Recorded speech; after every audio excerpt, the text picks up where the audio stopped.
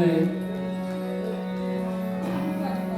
বাক্সা আচার্য প্রফুল্লচন্দ্র রায় বিজ্ঞান কেন্দ্রের সম্পাদক আমাদের প্রিয় সম্পাদকদের মধ্যে অন্যতম আমি